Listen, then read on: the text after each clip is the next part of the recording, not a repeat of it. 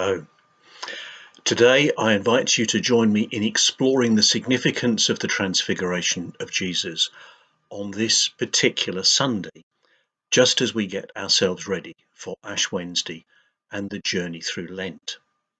But first, let me acknowledge that today is also St. Valentine's Day, when we celebrate the gift of love. There will be so many different reactions to Valentine's Day this year, but beyond the cards and the chocolates, I hope you will know how much you are loved by God, and that even with the restrictions of lockdown, you will be able to share signs of love and hope with others. Back to the Transfiguration. Mark introduces his account with the words 6 days later. He seems to be signalling that this episode fits in a particular way with what had gone before. So let's look back to the previous chapter where Jesus takes his disciples north to Caesarea Philippi, to the place where the River Jordan has its source. It is here that Jesus asks the questions, "Who do people say I am? And who do you say that I am?" In response, Peter makes that great declaration, "You are the Messiah." He was exactly right. But his understanding then of what being Messiah meant was exactly wrong. Peter just could not understand or accept it when Jesus said he must endure suffering and death before resurrection. And more than that, this journey that Jesus will take is also the journey he calls his disciples to take. If any want to become my followers, let them deny themselves and take up their cross and follow me.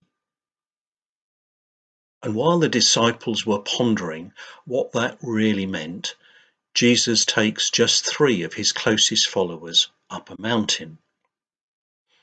As we know, God often met key people on mountaintops.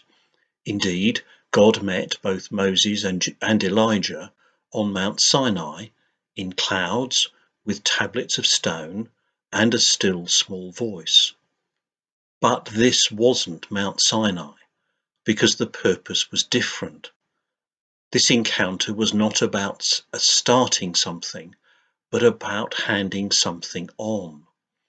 Moses led God's people to freedom, but handed on his leadership before entering the promised land. Elijah handed on his prophetic ministry to Elijah. And here, God is confirming Jesus' earlier words that his ministry is to become his disciples' ministry. And so the cloud fell, and they heard God speaking, "This is my Son, the Beloved. Listen to him."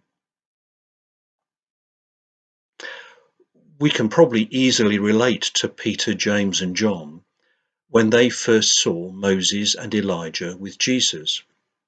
Of course, they wanted to commemorate the event. Why wouldn't it be good to build houses that could become places of pilgrimage?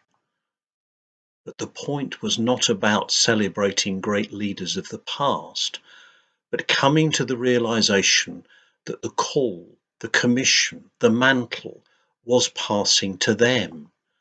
They were to take center stage in the mission of God on earth.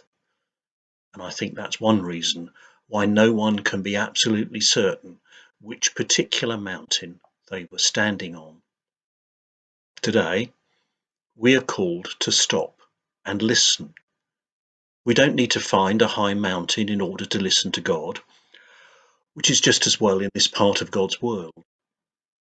So wherever we are, and whatever our altitude, God eternally confirms that Jesus is my Son, the Beloved. Listen to him. And, having listened, we are to follow.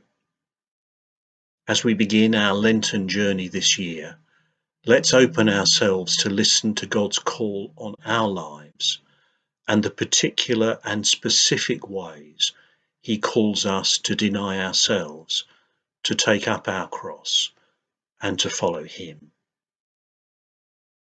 In closing, there are two things we can be sure of. First, part of every Christian's calling is to share the good news.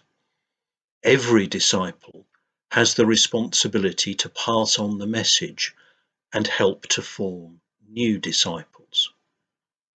So let's pause and pray for those to whom we must pass the baton of faith. And second, no matter how demanding the journey, Easter is coming. Resurrection and not suffering always has the last word. And so we are called to journey on together in love, in faith, and in hope. Amen.